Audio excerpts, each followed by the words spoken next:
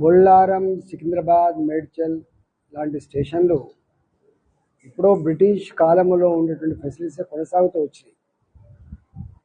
ఎప్పుడు కూడా 5 కోట్లు 10 కోట్లు రిపేర్ల కోసం ఇచ్చి టూత్ పాలిష్ పనులు జరిగినాయి తప్ప పెరుగుతున్న జనాభాకు అనుగుణంగా ఇవాళ మొత్తం ప్రపంచం వేగంగా ముందుకు పోతూ ఉంటే మనం ఇంకా ప్రాచీన పద్ధతిలో ఉండడం మంచిది కాదని నరేంద్ర మోడీ గారు దాదాపు 2000 కోట్ల రూపాయలతో Nampally railway station, Kacheguda railway station, Secunderabad railway station, అదేవిధంగా మల్కాజిగిరి పార్లమెంటు పరిధిలో ఉండేటువంటి చెర్లపల్లి రైల్వే స్టేషన్ ఇలా అత్యాధునికమైన ఎయిర్పోర్ట్లను తలపించే పద్ధతిలో రైల్వే స్టేషన్ నిర్మాణం కొనసాగుతా ఉంది.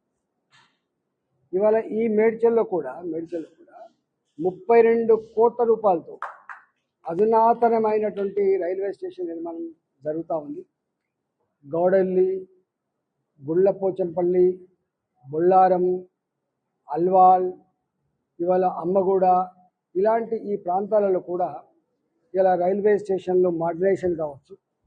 అదేవిధంగా ఎంఎంటీఎస్ రైళ్లు వచ్చిన తర్వాత అక్కడక్కడ ప్రజలు మాకు రైల్వే స్టేషన్లు కావాలి, మేము 4 కిలోమీటర్లు 5 కిలోమీటర్లు పోయేటువంటి ఆస్కారం ఉండదు కాబట్టి సిటీలలో పెద్ద పెద్ద నగరాలలో ఇవాళ మెట్రో రైళ్లకు హాఫ్ కిలోమీటర్కి ఎంత ఫెసిలిటీ ఇచ్చిందో ఎంఎంటీస్ కూడా అట్లాంటి ఫెసిలిటీ ఇవ్వాలన్నటువంటి సంకల్పంలో భాగంగా ఇవాళ నేను రైల్వే మంత్రి గారిని కలిసినప్పుడు సికింద్రాబాద్ హెడ్ ఆఫీస్లో ఉన్నటువంటి అధికారులని మీకు జత చేస్తాను. మీరు మొత్తం మీ ప్రాంతం అంతా కూడా కళ్ళి తిరగండి. ఎక్కడ కొత్త స్టేషన్లు కావాలి, ఎక్కడ కొత్త రైళ్లు కావాలి, ఎక్కడ అండర్ పాస్లు కావాలి, ఎక్కడ ఓవర్ పాస్లు కావాలి, ఎక్కడ స్టేషన్లు మోడర్నైజ్ చేయాలి, ఇలాంటి అనేక విషయాల మీద వారితో చర్చించినప్పుడు వారు మాకు స్థానికంగా ఉండేటువంటి అధికారులను అప్పచెప్పారు. ఈరోజు మేము ఈ పార్లమెంటు పరిధిలో ఉన్నటువంటి అన్ని రైల్వే స్టేషన్లు, ఈ పార్లమెంటు పరిధిలో ప్రజలు అనేక సంవత్సరాలుగా ఏ కష్టాలు అయితే పడుతున్నారో, ఏ దరఖాస్తులు ఇస్తున్నారో అవన్నీ కూడా అడ్రస్ చేసే ప్రయత్నం చేస్తాం. ఈ తదుపరి డీజీఎం గారితో మీటింగ్ ఏర్పాటు చేస్తాం. ఈ ప్రపోజల్స్ అన్ని కూడా ఢిల్లీకి తీసుకుపోయి అతి త్వరలోనే ఇవి పూర్తి చేసే ప్రయత్నం చేస్తాం. రాష్ట్ర ప్రభుత్వంతో సంపూర్ణంగా కోఆర్డినేట్ చేసుకుంటూ రాష్ట్ర ప్రభుత్వ పరంగా ఏ అడ్రస్ అయితే ఉన్నాయో అడ్రస్ అన్ని కూడా ఎప్పటికప్పుడు ఇరు రాష్ట్ర ప్రభుత్వం కేంద్ర ప్రభుత్వ అధికారులతో సంప్రదింపులు జరుపుకుంటూ ఇవి ముందుకు తీసుకుపోయే ప్రయత్నం చేయబోతా ఉన్నాం. తప్పకుండా ఇవాళ అనేక సంవత్సరాలు బొల్లారం గేట్ ఉన్నది, 2 గంటలు బంద్ అయిపోతుంది. వినాయక నగర్ గేట్ ఉన్నది, 2 గంటలు బంద్ అయిపోతుంది. అంటే చాలా ఇబ్బంది పడుతూ ఉన్నారు. మరి అమ్మగూడ దగ్గర ఒక రైల్వే గేటు బంద్ చేసుకొని అండర్ పాస్ చేసారు.